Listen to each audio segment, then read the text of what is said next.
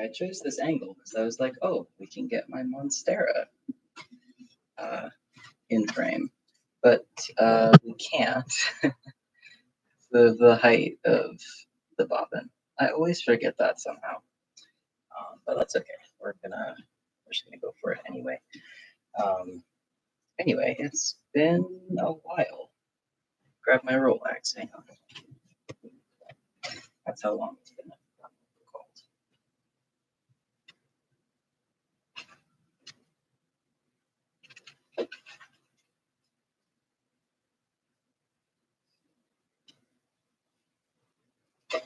All right. So we don't even have that many left. I just haven't been up to spinning in a while. Been dealing with some pretty bad problems. Yeah. To be honest, I'm actually still dealing with those problems. I just really want to spin. So that's why I don't know how long it'll last, because yeah, the problems remain, and they do make it hard to spin. And there's a whole brand new problem I managed to introduce today. So yeah, but that's okay. Where the fuck is the end though? That's another problem that I introduced today. I think when I was moving it around, I think I just have to pull this guy up actually. Okay.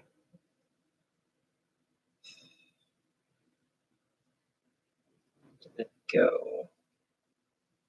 I absolutely hate when I do this. It doesn't happen often, but it's very annoying when it does. I have like not even the faintest idea where it is. Wait, aha! I found it. Success. Okay.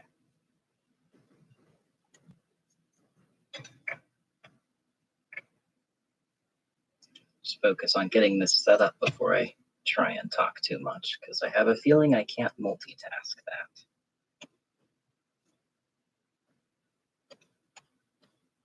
Okay.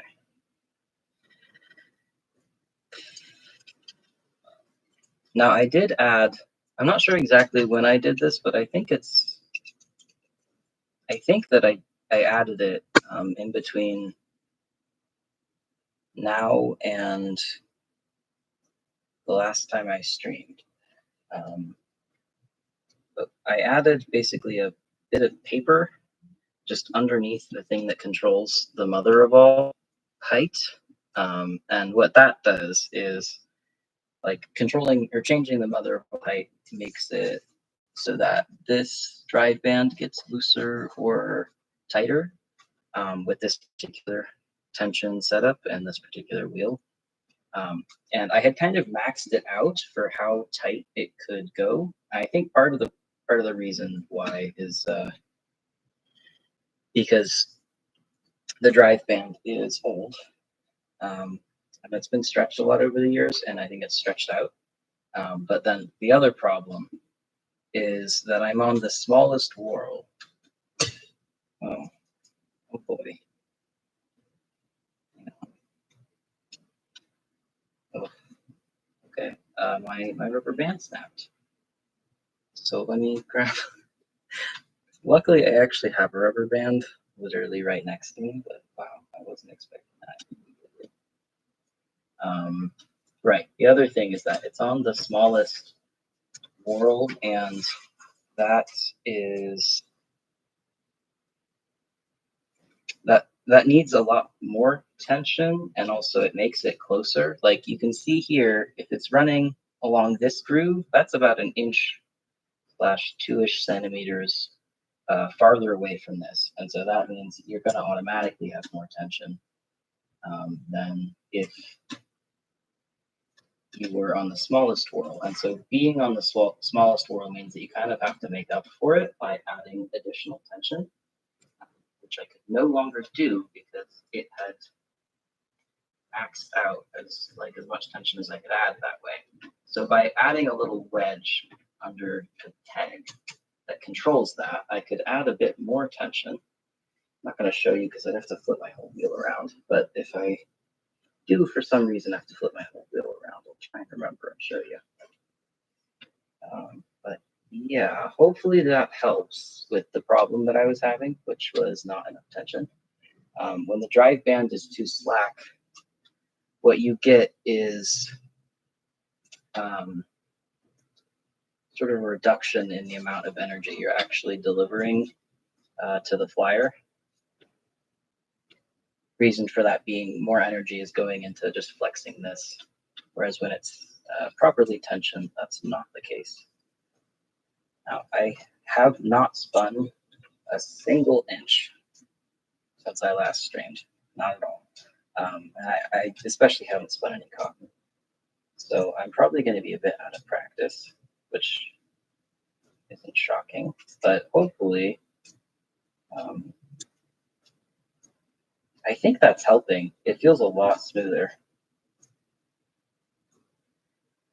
I don't know how far we'll get. I mean, it was pretty clear about that in the description. But it would be nice if we could finish the roll legs. I kind of doubt that. I managed to cut up the inside of my throat again. And yeah, so it does hurt to talk. So I've managed to create a whole new problem that might actually be the reason that I can't stream for very long. On top of the other usual problems such as knee dislocation and pressure sores, which are horrible. But you know, that's what we stand, right? Gotta live regardless.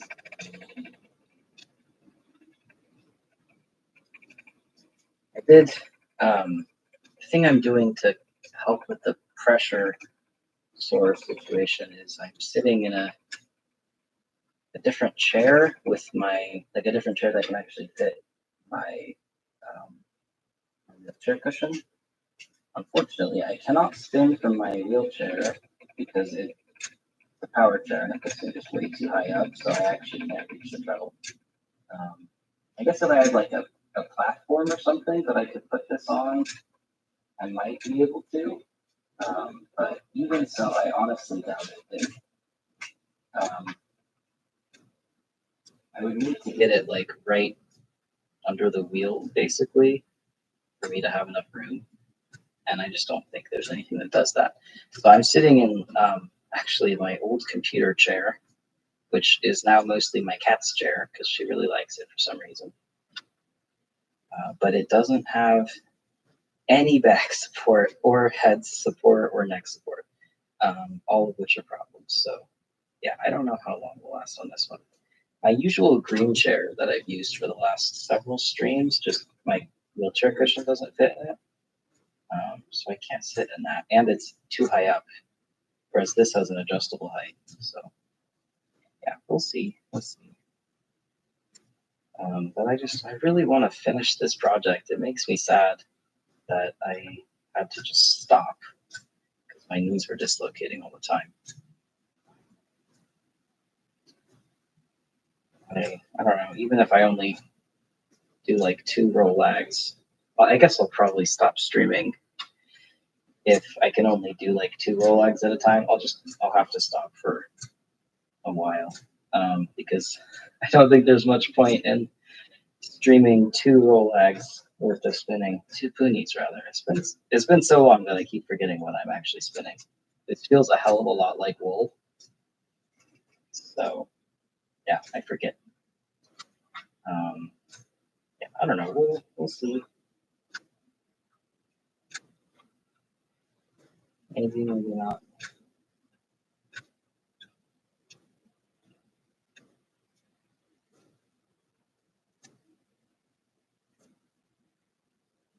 Having problems getting this like thick enough. It's drafting really, really fine. And if I'm being honest, I don't really remember what I did to draft thicker. I really don't remember. hopefully I can recreate that. Maybe it was just having a hell of a lot more twist. That actually sounds pretty plausible. I'm also going to have to frequently readjust things, I fear.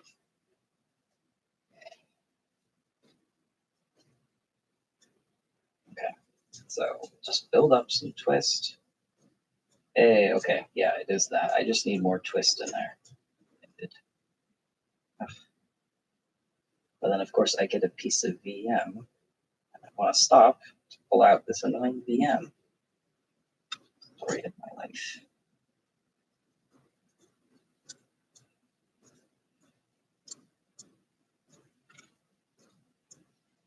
Yeah, that's so much better. Okay, well, that whole last row lag is going to be way thinner than I wanted it to be, which is fine. That's why we're doing the 3-ply, the not chain 3-ply, traditional 3-ply. There we go. Oh, and by the way, I did actually manage to transfer stuff over to my e-spinner bobbins. Did manage to do that.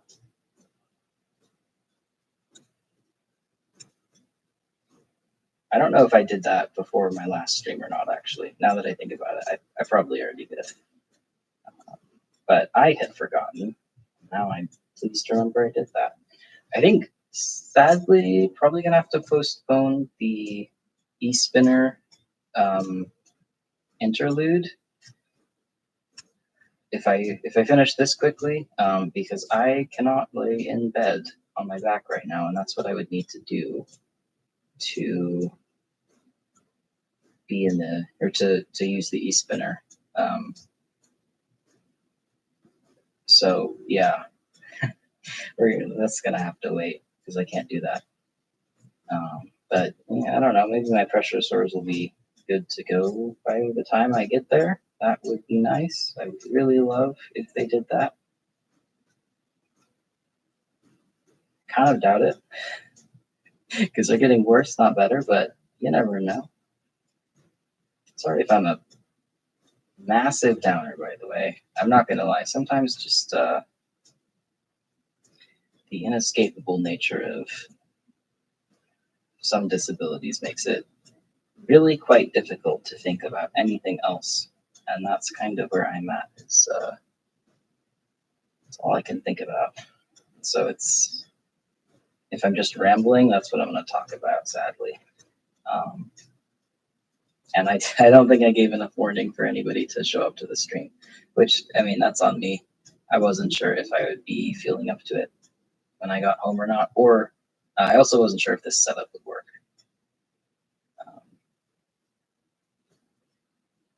It does seem to be. I mean, the lack of support is definitely going to be a problem. I can't do this for that much longer, really. And also, my poor throat.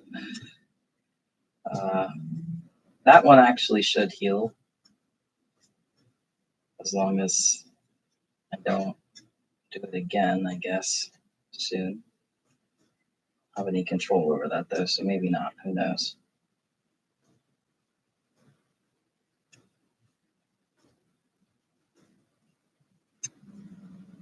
We're just getting off of the tail end of a pretty bad heat wave here.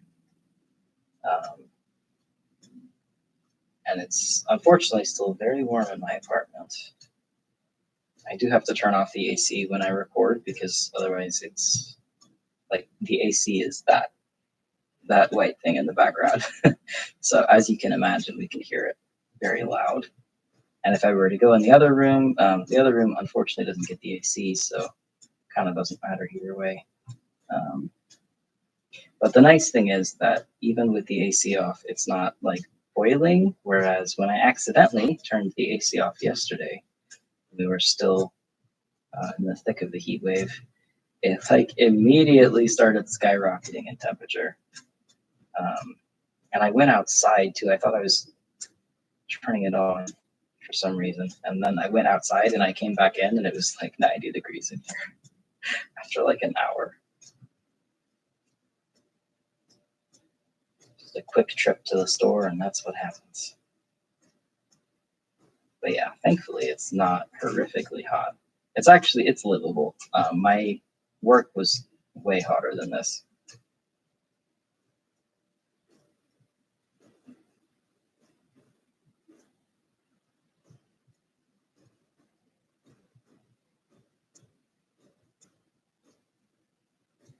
Okay, that's 1.5 poonies so far. That's honestly farther than I thought we'd get. My back hurts really bad, but I feel a sense of accomplishment.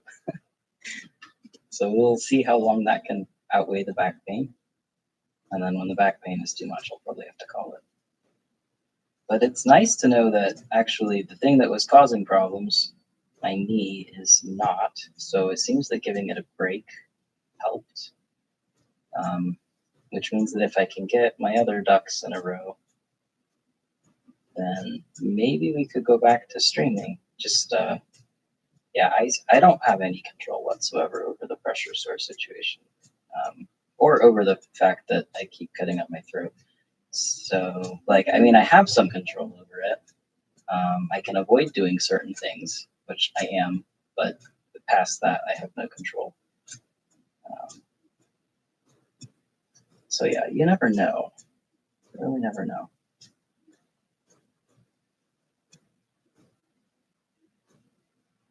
I try not to get my hopes up about most things because at this point it's just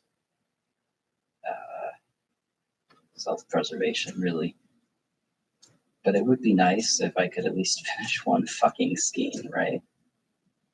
I have a feeling that the large blanket that I had envisioned may not happen, unless I'm lucky, which I'm typically not.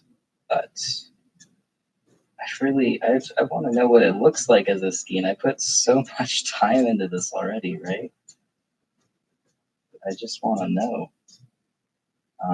And also, I feel like one skein is a fairly decent chunk.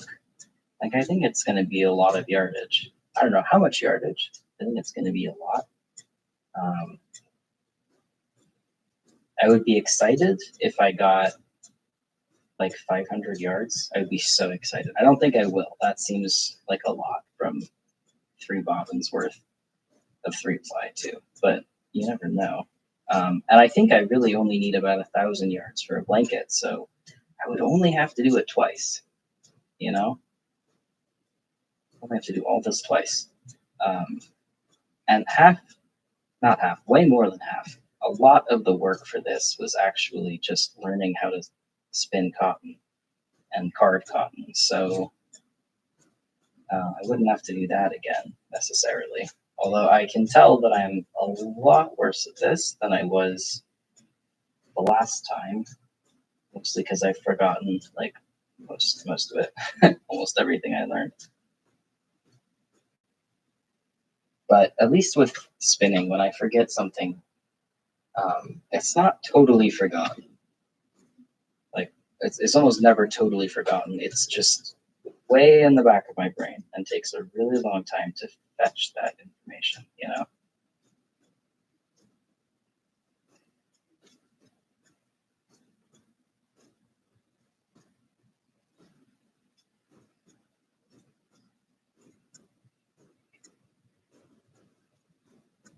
Debating whether or not I should get a drink, like an alcoholic drink.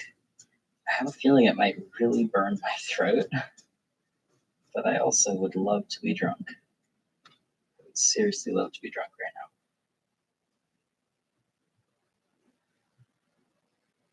Although I don't think I could get drunk off just one drink. I don't think I've ever gotten drunk off just one drink. Like, my tolerance now is certainly much lower than it was when I was a raging alcoholic in my early 20s. But even so, like, I think that would only be the case if I was on some meds that made that happen. And I'm currently not.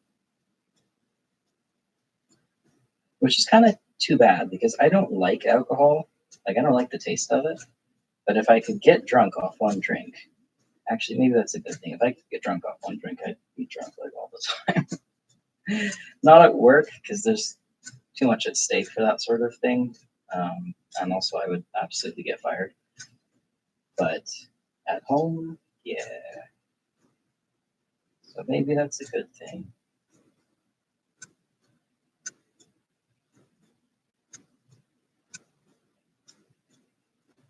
Now done 2.5, which is even more than I expected. And I think I could maybe even keep going. It's a little bit of a shame that I wasn't able to give any notice. Actually, did I even post that thing? I thought I posted that I was streaming, but I just realized I never double checked, and sometimes it throws up an error message and wants me to go again. So let me just make sure.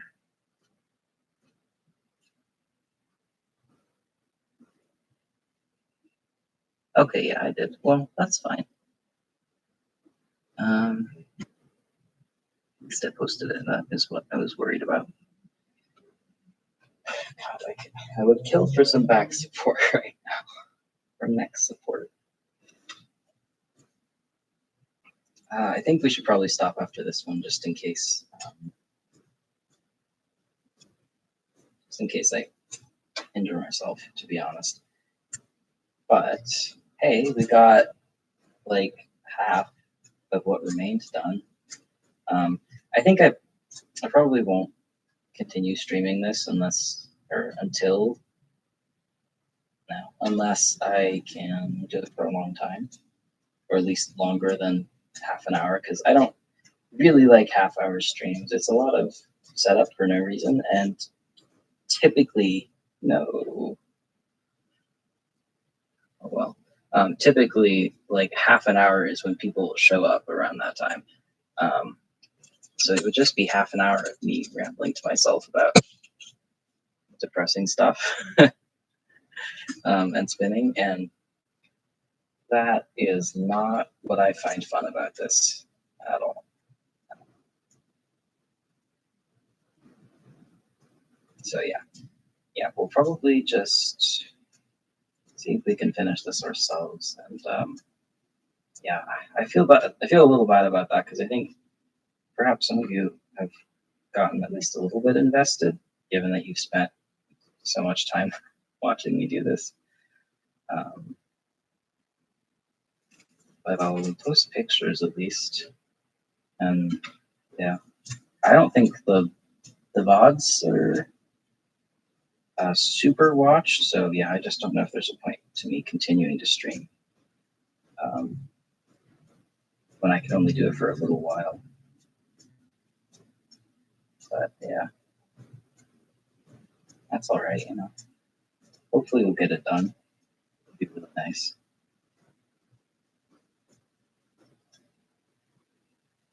I might be able to stream a bit of applying it, maybe. It's possible.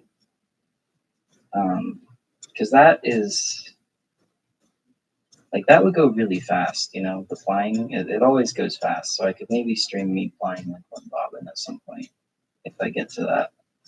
Hopefully I do. I do at least feel like I am remembering how to thick spin cotton. Which is good because I was a little worried that I have like totally permanently forgotten.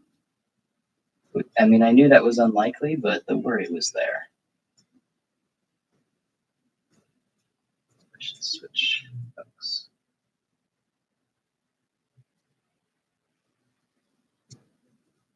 I don't know why why that rubber band around the footman broke.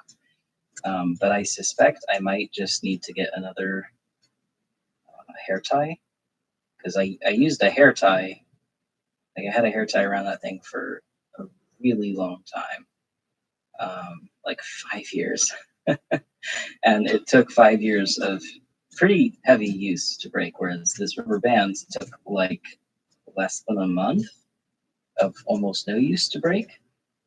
I do think that part of the reason for that is because I had it in front of the AC and also in the sun, and probably that combination of things is not a good idea for a rubber band. But this is where I can't put my spinning wheel somewhere else. My apartment is so small. There's really no room to move it. So yeah, I think I might just need to get another hair tie, which is unfortunate because I mean, I shave my head like down to nothing, and my sister does not have long enough hair to wear hair ties, so I'd have to buy a pack specifically for this. uh, and the last one, as I said, lasted 5 years, so it's not a great investment to buy a whole pack just to use one and probably never need to replace it. Maybe one of my coworkers will give me one. Although I honestly would feel really weird asking, I'm not gonna lie.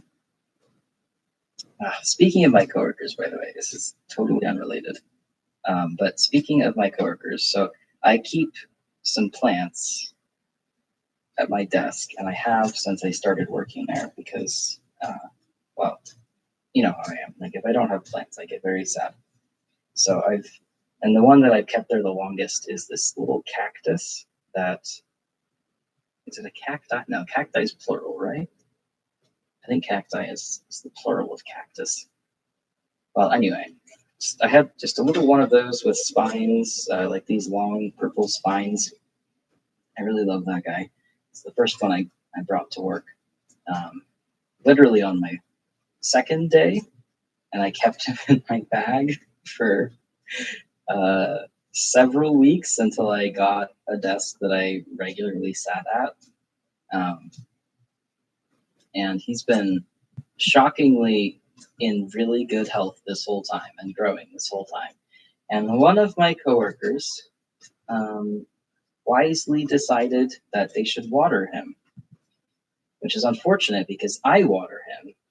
And there are times when he'll look really dry, but he only needs to be watered once a month and should not be watered more than that. And he dries out after about a week. So I think it's actually quite likely that my coworkers were possibly watering him every week whenever he dried out completely, like a fucking idiot. I don't know which one of them it is, but somebody decided to do it. Might be the new hire, would be my guess, because it started right about when the new hire started.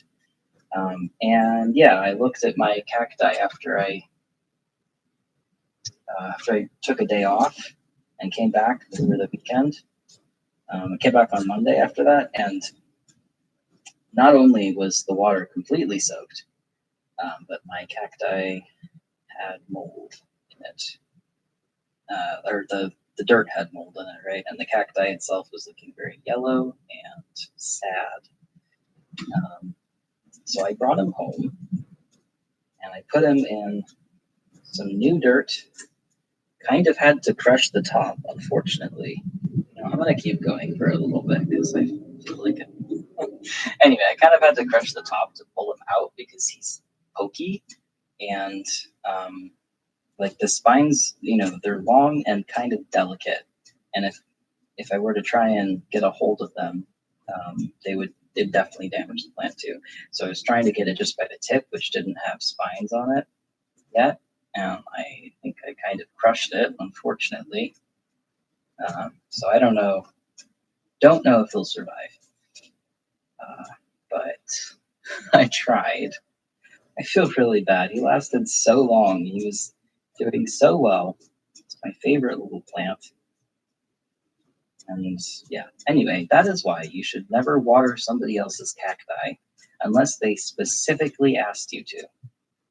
Because cacti should not be watered when they're dry. They should be watered on a set schedule. Which I thought was common knowledge. I'm not going to lie. I guess not. My other ones are doing pretty well. I think maybe what happened is that they just watered all of them because I also have like a couple other plants there that definitely one of them definitely wants to be watered frequently, multiple times a week, to be honest. Which I am not always 100% on top of, but I don't think he's really suffered for it. But I think maybe one of my coworkers started watering that one and then was like, oh, we'll just water all of them every week. Yeah. So here we are. It's too bad. Oh, hello. Welcome in. And yeah, poor cacti. It's possible that he will recover. He was only sitting in like totally soaked water for 3 days, which actually no, 4 days now that I think about it. Which I don't know if that's long enough to kill it. But I think he was overwatered for a little while before that, before he realized. Well, we'll see.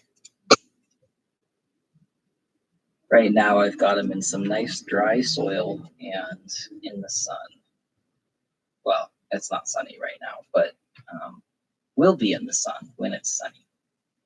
Morning, and we'll see. But yeah, I am removing my cacti from work. I don't trust my coworkers with them anymore. I had another cacti or two that have not, like, they don't look too bad yet, but they look a little worse for wear, and that would be why, I imagine. So I guess I'll just leave I have a pilea. Don't remember exactly which kind, but I have a pilea at work that I guess I'll leave because it doesn't mind being watered a lot. Like whenever the soil is dry, you can water it a bit. Although that said, maybe my coworkers can also kill that. You can say. I don't want to bring all my plants home. Like that'll make me really sad. But I did put like a little sign on him and everything, but nobody can read, you know? Like that's sort of the first rule of customer service. And I work in customer service and have the entire time I've worked, or almost the entire time anyway. So I know that one very well. You can put up as many signs as you want, but unfortunately people cannot read and won't read unless forced to do so. So I just don't think the signs are going to do much of anything.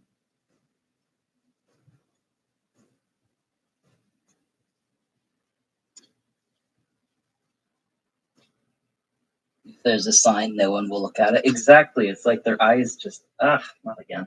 It's like their eyes just glaze over the second that they see a rectangle with words inside of it. I mean, I'm guilty of that too. Like, I've absolutely failed to read really obvious signs right in front of my face. But I also, like, I move around so slowly that it gives me a lot of time to notice things. So I think I notice a little bit more than maybe your average person at the moment, anyway. And so it makes it really frustrating.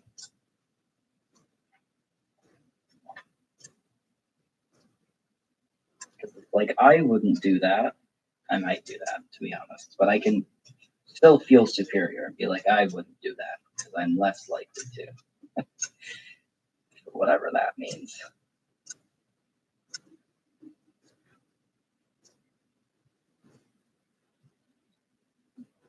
We have 4 left.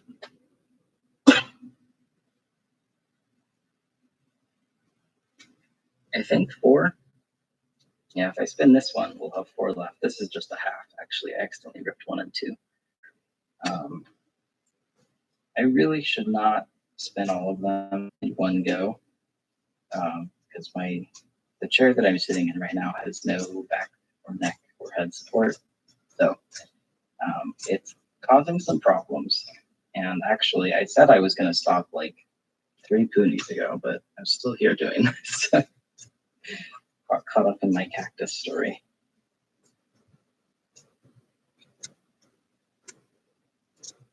I'm trying to figure out what I could bring in that might be safe from my foolish coworkers. I don't have a lot of plants that can just endlessly be watered.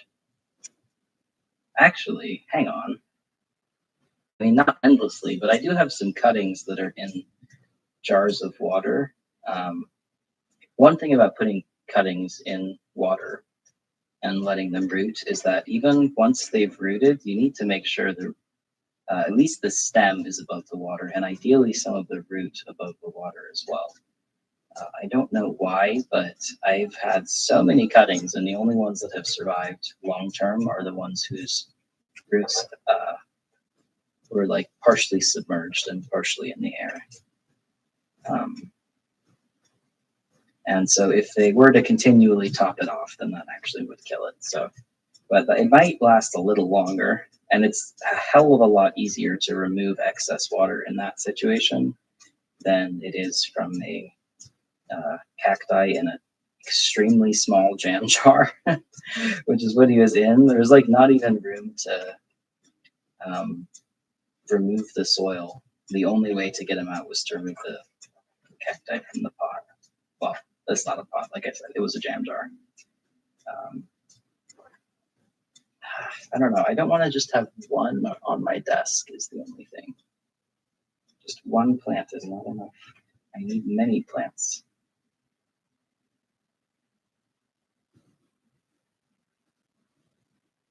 I'll have to think about it. It's possible that there are some plants that could tolerate just endlessly being watered, although now that I say that, I doubt it. It doesn't sound right.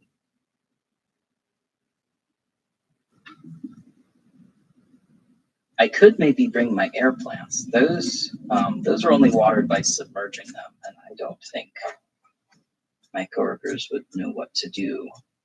So I think, like, if you see a dry plant and you don't know better, you could easily be like, oh, I should just water it and just pour some water in. But if you see a dry plant or a plant of any kind that is not in a container and is basically just a bunch of like leaves, I don't think somebody who is liable to water something without being asked to do so would actually know what to do in that situation. So that could work. And I have a lot of air plants actually. I bought maybe too many, so perhaps that's what I'll do. I just have to figure out where to put them. That's the only thing, because they're pretty big, and my desk is small, or at least there's very little free space on it. I guess it's not actually small, but that might work. Damn it! I just need to. Like, I can't put them in a cup because then 100% somebody's got to pour water in the cup and kill it. Because, like, if it sits in that for, a couple of hours, it's a goner. Most likely. Certainly if it happens multiple times in a row. But if I were to, like, crochet a little holder for it, I don't know. Like, I don't have anything I could really hang it off of, but... That said, I mean, I do plan on quitting, to be honest, pretty soon if I can. But also, I found out that, so me and one of my other coworkers frequently do, like, we're the two who do the voicemails and the telephones. That's not like our job description, but we're the only ones who like it. So we volunteer and everyone else hates it. So they don't do it just because we like it. So of course we'll take it rather than have our coworkers do it and not even enjoy it. And that coworker who I share the voicemails with is going to a different position where he will not be able to do voicemails. So I will kind of have my own desk. Like, I kind of will, because nobody else is really going to sit there except just the occasional coworker. Maybe when I'm out. So maybe I could get away with more. I'll have to. This development just happened today, so I only just remembered it. That could be really nice. I could have a whole host of plants there. I'd be so happy. It's such a dreary room the voicemail room. It's really dark, which is why I like being in there because it's great for my migraines. Um, but it's such a dreary little room, and some plants could really perk it up. So I will have to think about that. I don't know when I'm going over, or like when my coworker is gonna stop doing the voicemails, and when I'll be pretty much the full-time voicemail guy. Which, by the way, I am looking forward to. I really hate client interactions at this point, and they're much worse face to face than they are in person. No, they're much worse face to face than they are over the phone. I can deal with it over the phone a lot better. So I'm really looking forward to it, actually.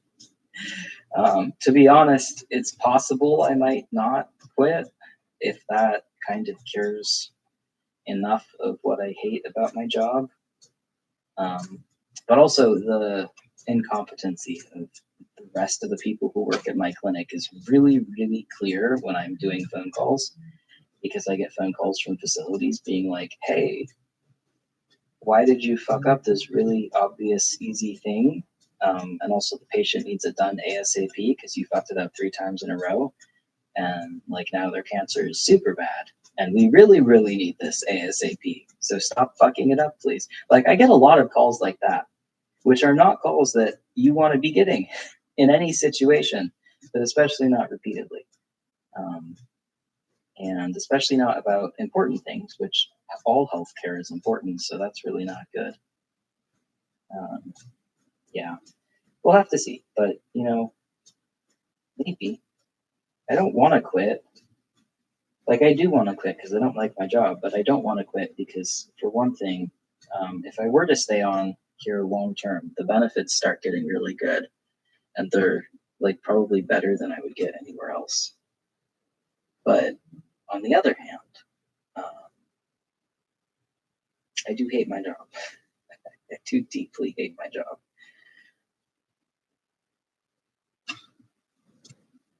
I don't know. I think everything is always up in the air for me.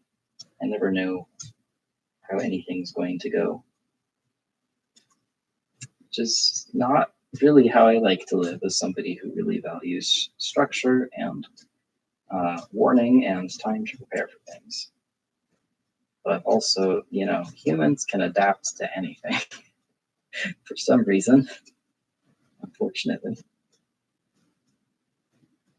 I keep falling into the trap of not adding enough twist.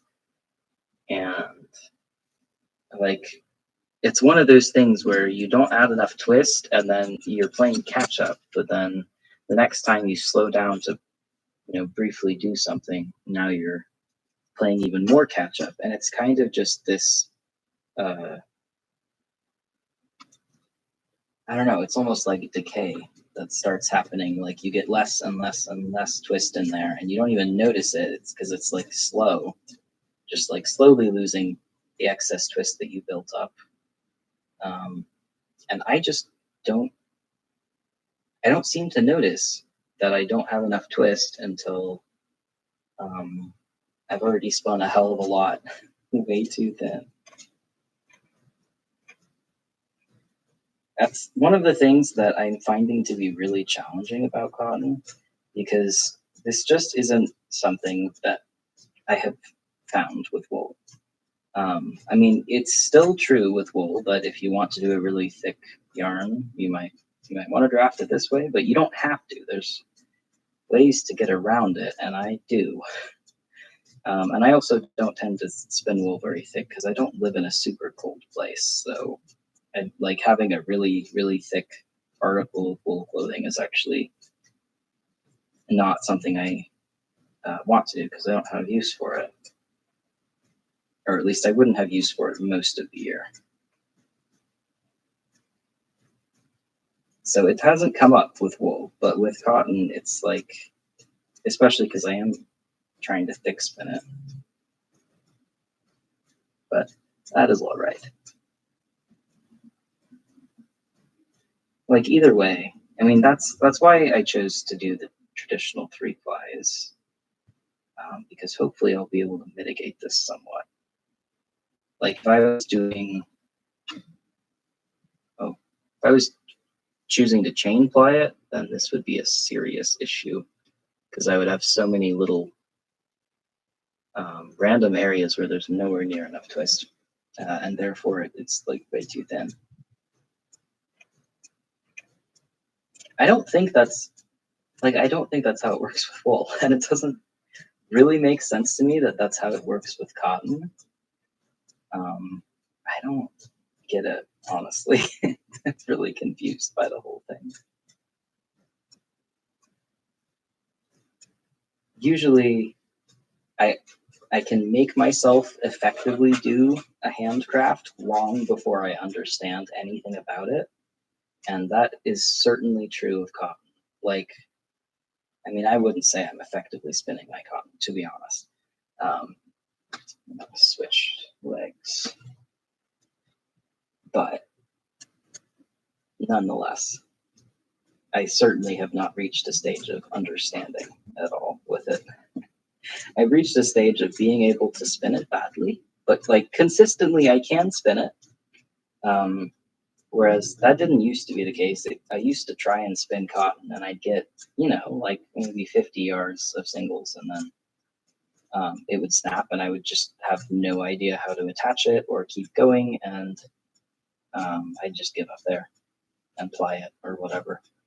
And that happened for years. I've tried to spin cotton for years before I tried this most recent time. So I am very glad that I actually did figure it out enough to, be able to spin it badly or not. At least I can spin it. Here's the thing. I only have 2 left. And now I'm like, I have to. I can't just leave 2. So we're going to keep going, even though my throat really hurts.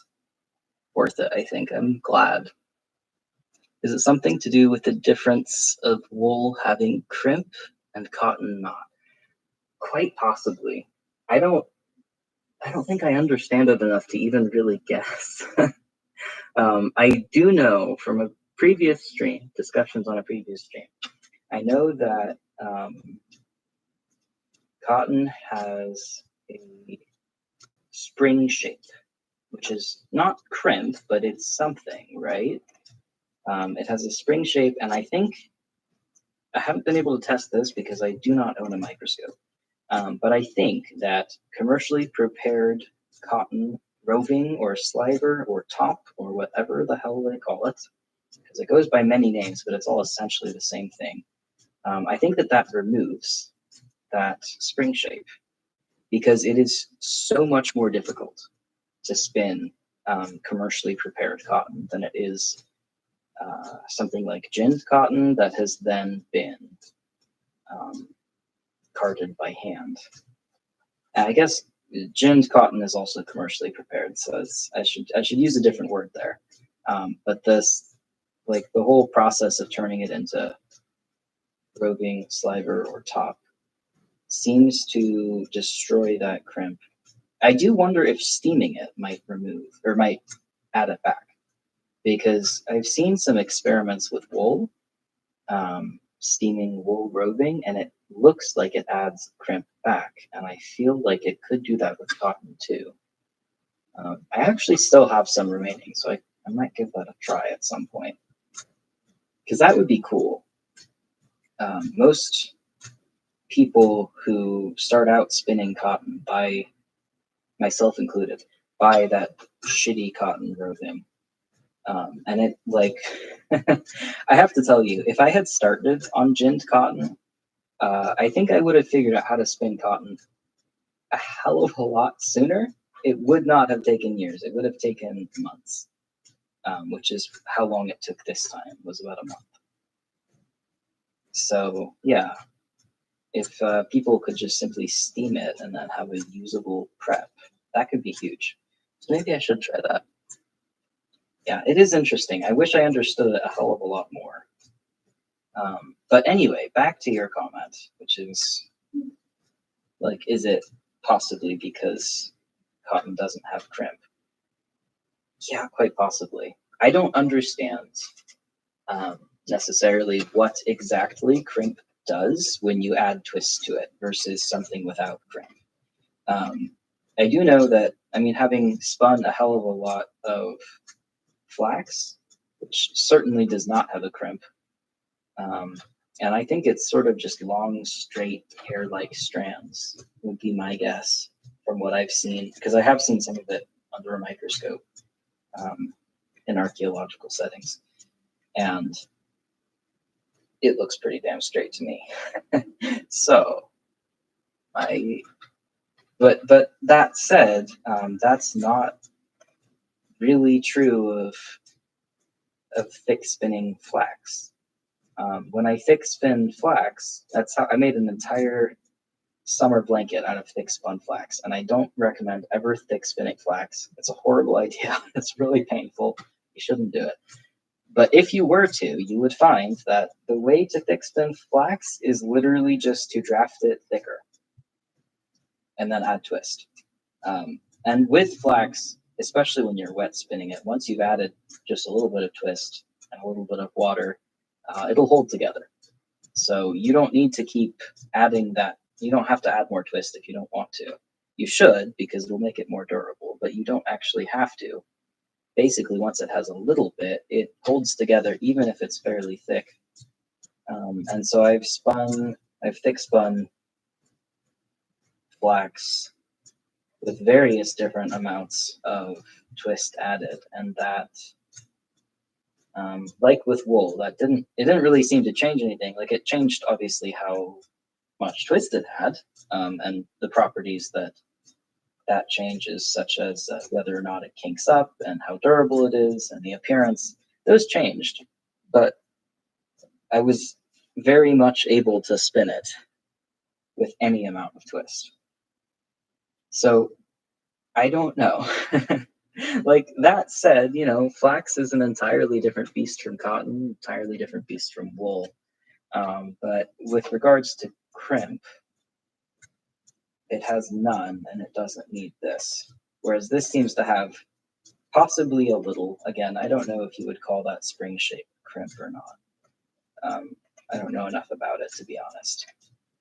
But I feel like it has more than wool does. Ginned cotton specifically or not more than wool does, has more than flax does. Less than wool does. And so why it has its own weird behaviors, I don't know. I don't understand. It's such a weird fiber. I really didn't think when I got into cotton spinning, I didn't think it would have all these idiosyncrasies that not only don't behave the way that any of the other fibers I've ever spun behave, but I can't even guess how it's going to behave. It just does its own thing entirely.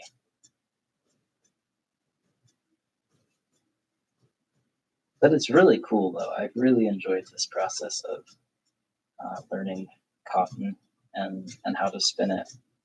It's been a joy. If cotton has a natural coil or crimp, would you want to spin it a different direction than wool, either S or Z? Yeah, very much so. You don't want to spin cotton the wrong way, according to common knowledge. I say common knowledge because that's what everybody says, right? I have conducted a little bit of testing, not enough to come to a solid conclusion. And somebody who frequently joined the streams also conducted some tests and also was not able to come to a solid conclusion, partly because cotton is really hard to spin until you've got that practice, which I don't have and that other person didn't have. But basically, we tried spinning it one way and tried spinning it the other way. And what we both found was that you could spin it both ways. It seemed to behave slightly better if you spun it the opposite way to wool. I don't remember which way is which. I never have, and I don't think I ever will. But I call it wool-wise for the direction that you usually spin wool, and Sam-wise for the direction that you don't spin wool, for obvious reasons. And yeah, so we found it seems to like being spun the conventional way that you would think to spin a plant fiber. Whether or not that's necessary, I don't know.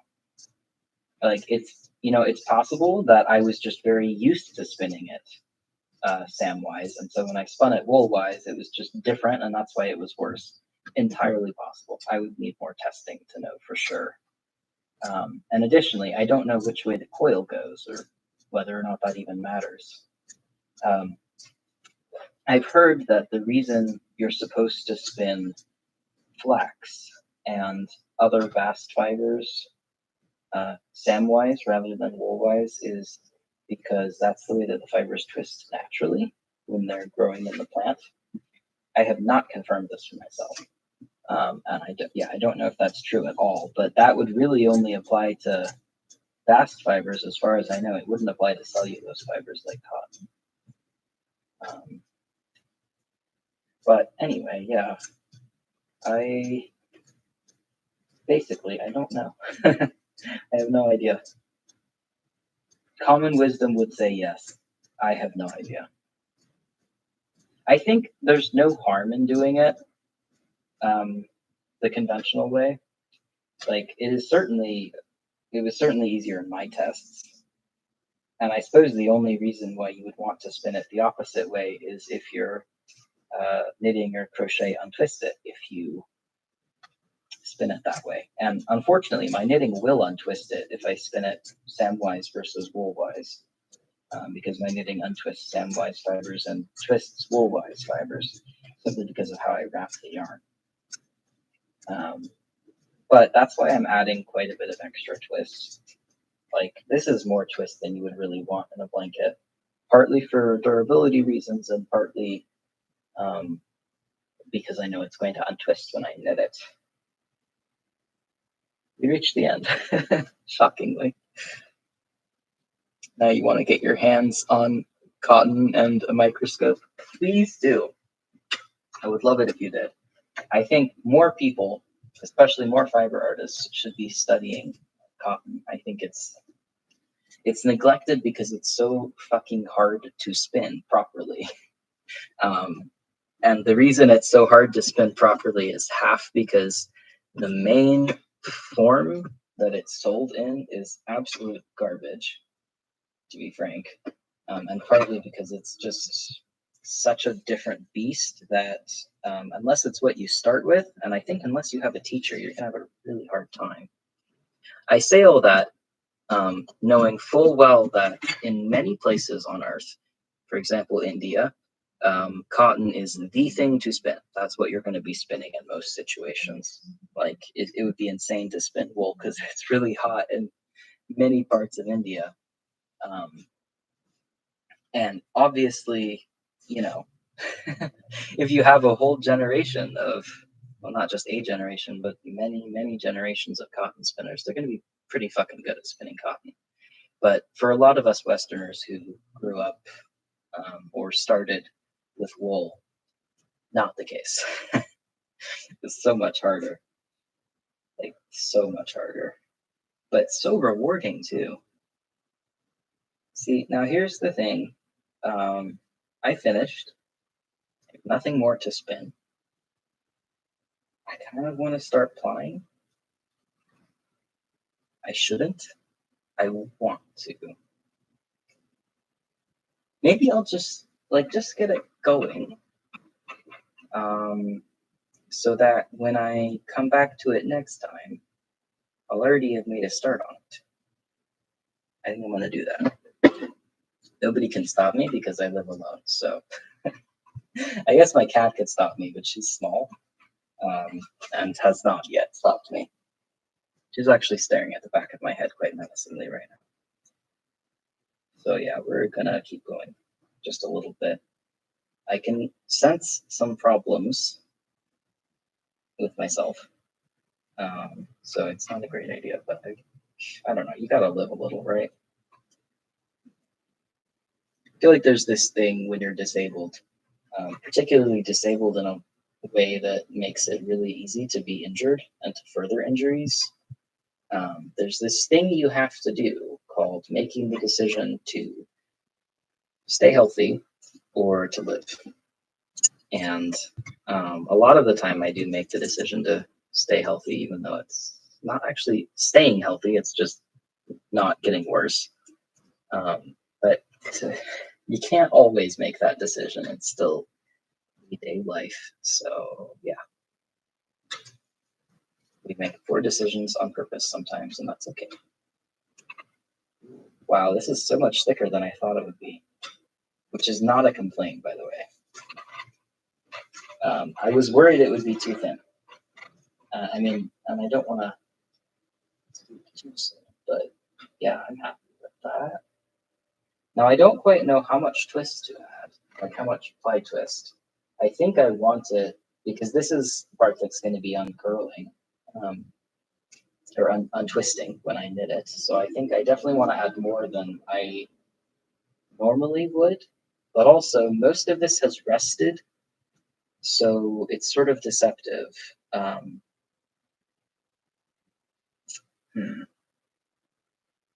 don't typically ply rested fibers. The way that I like to do it is to spin a whole bunch and then ply it that day. But yeah, we're gonna try. Give me a second while I attach this though.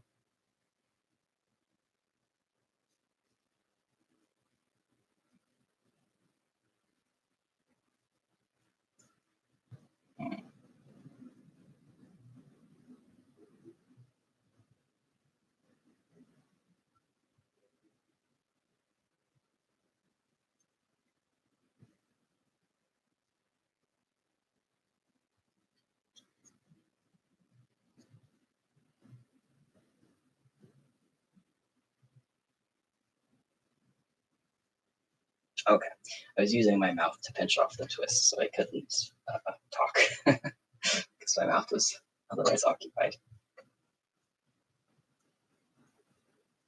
But now we're good to go.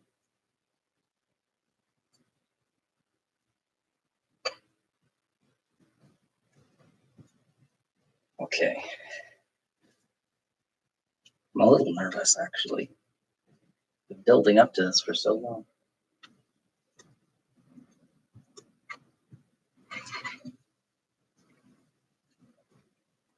I should probably do this with slightly better light, to be honest. Because I do really struggle to see twist in white or black fiber. Like just those two colors, it's really hard. But I think it's okay. But yeah, it's hard for me to tell exactly how much twist I'm adding. But when I stop, I can see it's an amount that I really like. Make sure I'm being mindful of my body. I mentioned the stool I'm sitting on has no back. Oh, it does have a back, thankfully. I actually can't sit in something that has no back at all. It's just like my power chair has a lot more of a back, and it has a headrest that I've tied several pillows to, so that I can actually lean my head back comfortably, because I can't really hold my head up for very long. Unaided, but I don't know. Yeah, like I said, you have to. Okay, so we've hit a thinner section, which is a lot more like what I thought we'd be getting. It's quite possible that the ends were just thicker when I started. Wow. I don't know if you can see that, but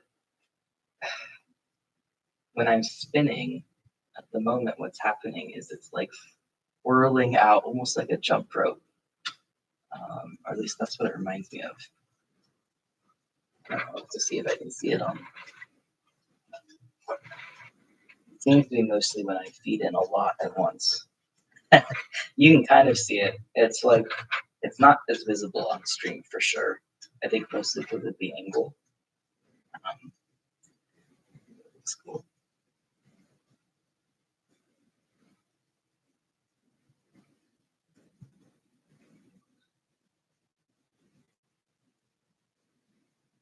But yeah, I am being mindful. I'm just making the conscious decision to ignore what I find from my mindfulness.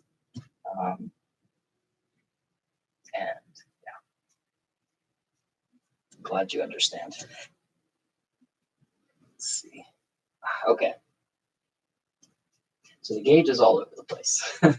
That's what I'm finding now. Um, it's very inconsistent. I knew that that would be the case to a point, because I've been spinning this inconsistently. So even with a 3-ply, even with a traditional 3-ply to help even it out, it's not going to get it perfect. I was hoping it would be better than the result I'm getting. All of that said, I can absolutely make a summer blanket out of, honestly, any consistency, because it's working well. The summer blankets that I make are typically worsted weight on size US 17 needles, I believe. The reason for that is I have those size 17 needles on the biggest length of cable that I've ever found, and so I like to use that specifically. And I also, I really like the open nature of it because it makes it even more effective at what I'm trying to get it to do. So I've done it with like cotton dishcloth yarn just from a store, and you know that stuff is obviously very consistent because it's mill spun, and it's supposed to be really very even and straight with very little character in that regard. And that works fine. And I've also done it with my thick spun linen, which was very thick and thin for sure, because I was struggling so hard with it. And it's not really like thick and thin, you know, in the traditional sense, I guess. That's probably the wrong word. It's just inconsistent. One skein would be a lot thicker, and then one skein would be a lot thinner. And the skeins were all very small because I couldn't fit much on my bobbin.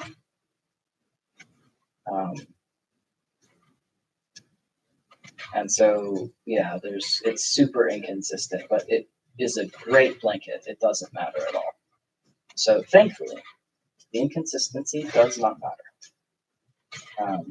But I also was kind of hoping that at some point I might be able to spin a really thick pair of shorts, or spin yarn for a pair of very thick shorts, because it wouldn't wrinkle. And I would really, really love some shorts or pants that don't wrinkle at all. But if it's thick and thin, that will not work for me.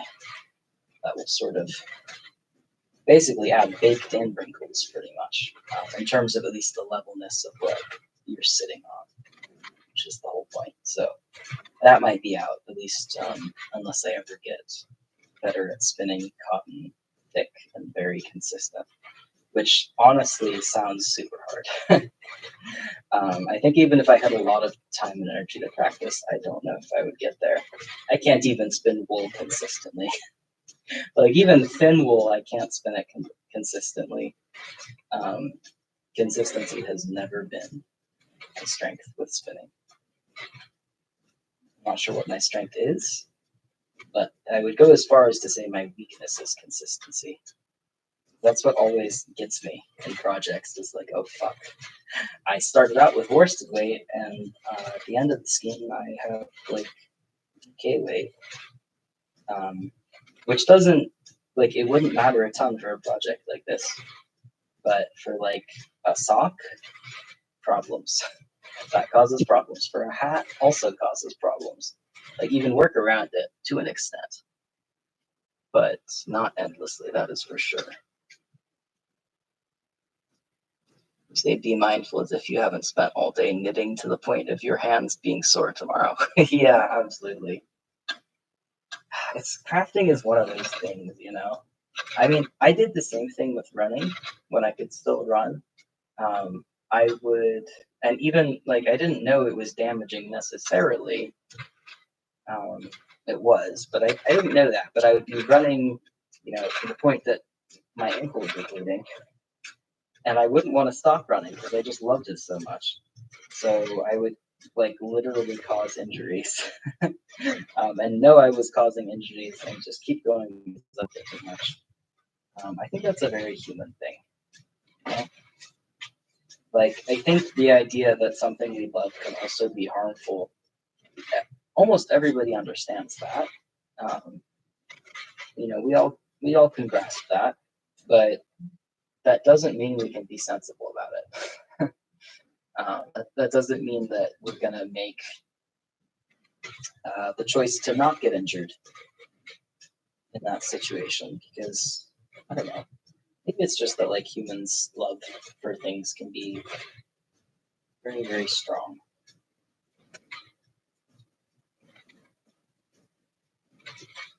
But I can't think of any other animal that does that sort of thing. Like, I mean, I guess most other animals don't engage in uh, things that they know are harmful. Although, also, how do we know what they know? I guess really we don't. Maybe they do know that, and they just display nothing, like no outward signs that we can comprehend about it. It's entirely possible.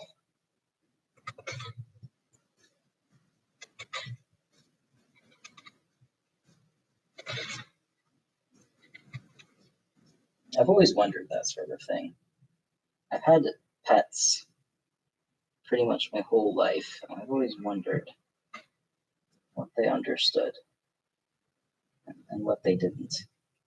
Like, for example, does my cat understand that my clothes are clothes and not like my skin? I don't think she does. Um, I'm pretty sure she does not know that. Is like, I, this is probably an odd thing, but I wear socks literally 100% of the time unless I'm changing my socks or showering. And every other circumstance, I'm wearing socks. But there have been a couple of times where, for whatever reason, I was sitting on my bed not wearing socks, and my cat flipped out. She was like, "What the fuck is wrong with you?" Like trying to like poke at my feet and uh, like figure out what was wrong with them. So I don't think she realizes that my clothes, even though they change every day, are not my fur or my skin, but in fact a separate thing. I don't think she knows that. Maybe a oh, hmm, maybe a slightly more academically minded cat, if such a thing exists, would know this. Like maybe my sister's cat, who's actually quite wily, a little too wily for her own good. Maybe she is aware of that, but my cat is certainly not aware.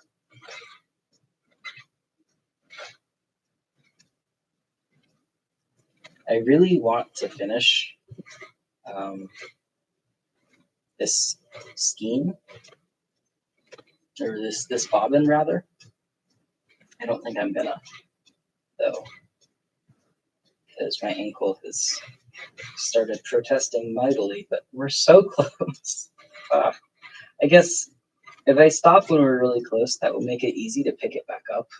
So we're probably gonna stop here then, because yeah, well, frankly, I should have stopped an hour ago.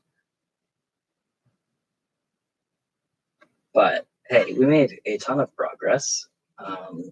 We finished spinning all of the ponies, and we're partway through flying already. And it looks pretty great. Let me see if I can get this close enough that you can see a little detail. I don't know if that's possible or not with the lighting here and all that. But yeah, it's fairly chunky. It's very inconsistent, which is okay. Um, it's really pretty too, and really still pretty soft actually. Soft and smooth, which is nice. And I've been using and washing all of those samples that I made uh, quite a lot this whole time. I use them as washcloths, and I also I use them to wash like my head when I'm in the shower, and I keep my hair really short, so it's actually really quite abrasive and prickly because it's literally like I shave my head with no guard, so there's only just a tiny bit of hair, um, and it's really prickly. And despite that, and despite the multiple washes, they're actually faring really well. So I'm pretty excited if I am able to spin enough of this to turn it into a blanket. I think it's going to be a good one, a durable one, which is what I really want. Um, we'll see. But yeah, in the meantime, sadly, I gotta go. Looks like a lovely chunky yarn. Yeah, it is. I'm very excited about it, and thank you. Um, I don't know if I'll be back tomorrow. In an ideal world, yes. We don't live in an ideal world, so who's to say? But the next time I can, I will be back. And I did say earlier in the stream that I didn't think I would keep doing this, like keep streaming this, because I didn't know how long I could go for, and it was probably short bursts. Um, but I probably will until I know for a fact otherwise that I shouldn't. So yeah, thanks, thanks for hanging out. It was quite enjoyable talking about spinning on stream, as always. I always really love that. Um, and yeah, thanks for the discussion and for hanging out. It was quite enjoyable. I hope you have a good evening as well.